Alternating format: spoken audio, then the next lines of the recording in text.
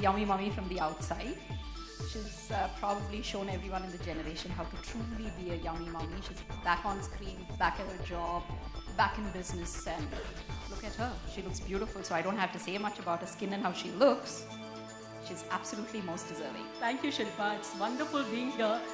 Especially, I think you truly deserve the Yummy Mummy Award.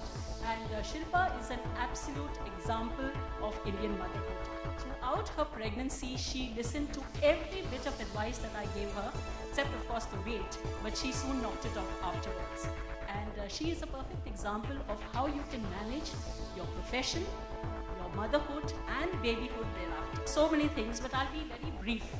One of the most important things is, to my mind, is obesity. You see, most women are petrified of getting pregnant because of the weight that they put on.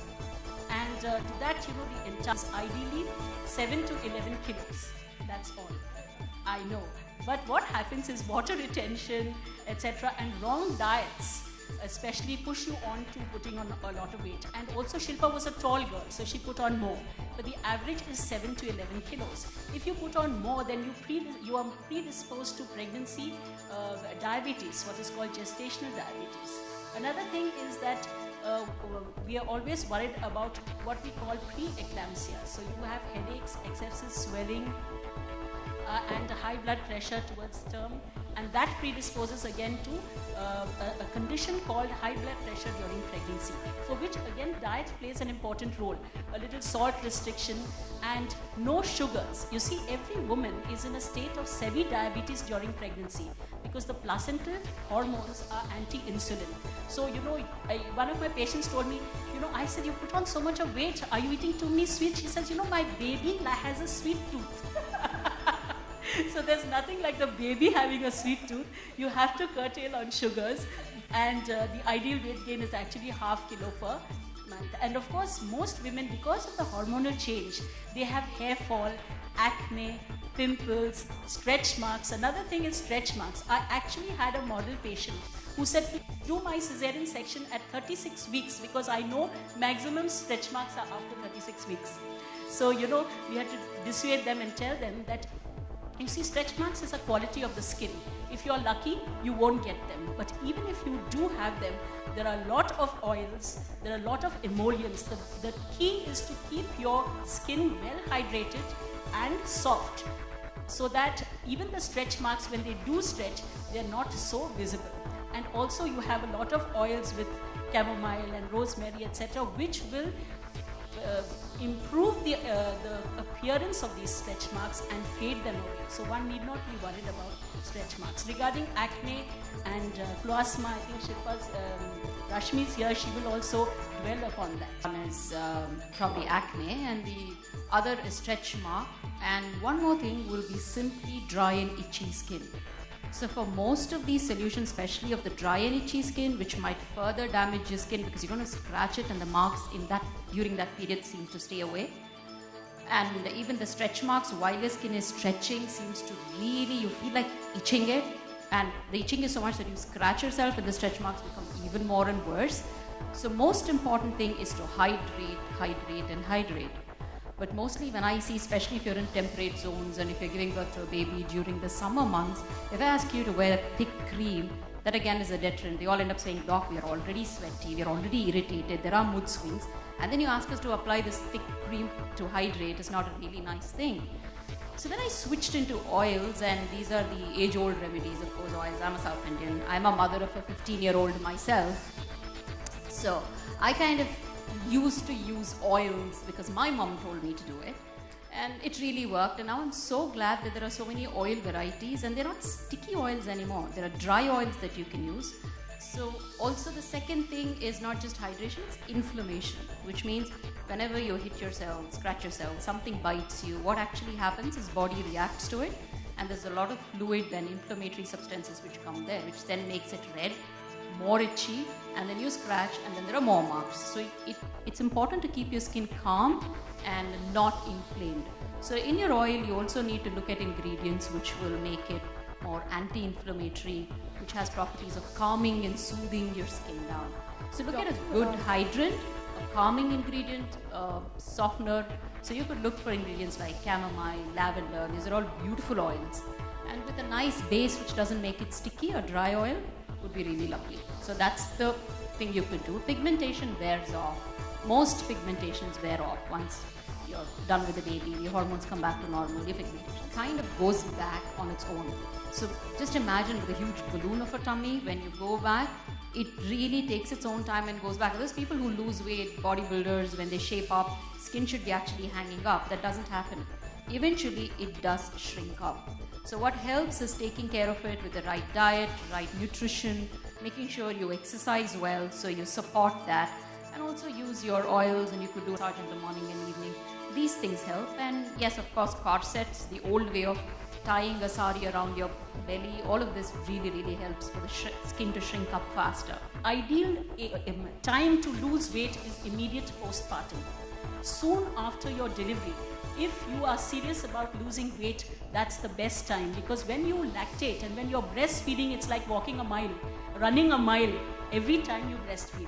So breastfeeding helps you to lose weight, and if you're motivated, that's the best time you do all your aerobic exercise. And Shilpa herself is a model and an example to what postpartum fitness can do. So no cellulite, no problems. If you have the mind, you're going to do it. You see, there's this old lady saying that when the child starts smiling, you start losing hair, which means it's like 3 months to 4 months after your pregnancy, because hair takes that much time to react to the stress that your body has gone through.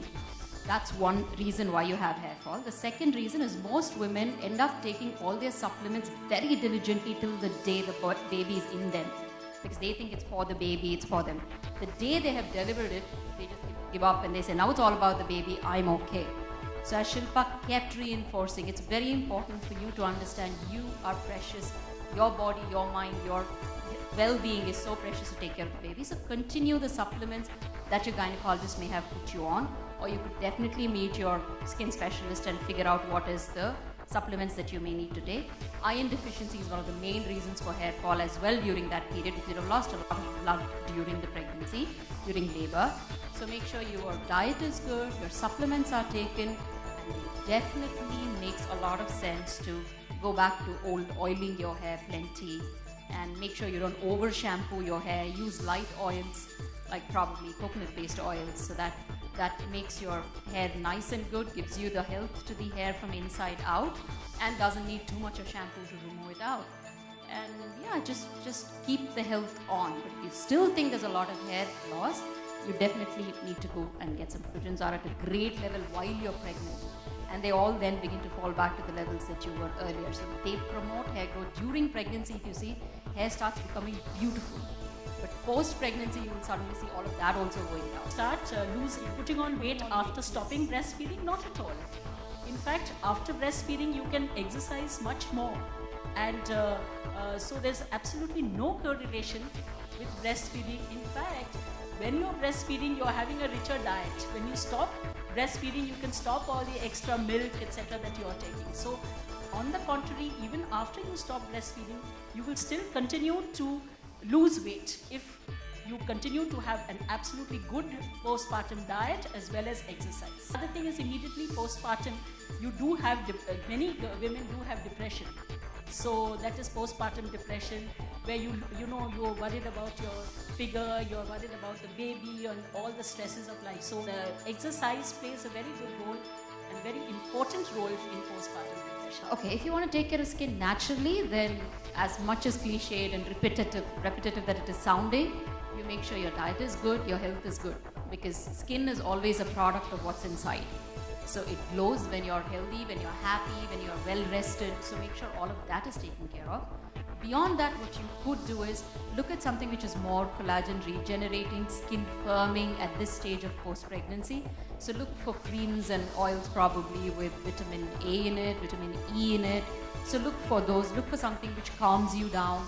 It's an Indian way, I don't know whether it's all over India, but in South Indians, we end up giving really hot water bath to post-pregnancy women. So that itself will add on to more of skin irritation at some times. So look for something which is more calming.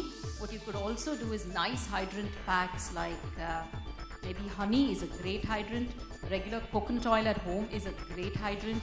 And when you're extending, since we are talking of brand and there are brands which do anti-stretch mark oils that you're applying, extend it to the rest of your body. It's not just stretch marks that you're bothered on the tummy. You need to understand stretch marks come from wherever the elastin is breaking up, wherever the collagen is unduly stretched. So it could be your backside, it could be your thighs, it could be your arms, it could be your breast areas. So you could extend that oil to the rest of your body as well and take care with it. So generally that stretching feeling, itching feeling is taken care of, inflamed skin is taken care of, and also skin firms up really well. So that's something that you could really naturally do, and again, we keep referring back. I wanted to make it a point to say that by strange coincidence, all three of us are Mangaloreans from the same home. We are very good at multitasking, but for women, I think it's like love. It's not a loaf of bread that you're parting, so is time. So it's not that if I devote time to myself, the time for the child is less. With that same time, you could work, you could organize your kitchen, you could talk to your office, you could get your child, you could get yourself, you could get everything sorted. So don't compromise on yourself.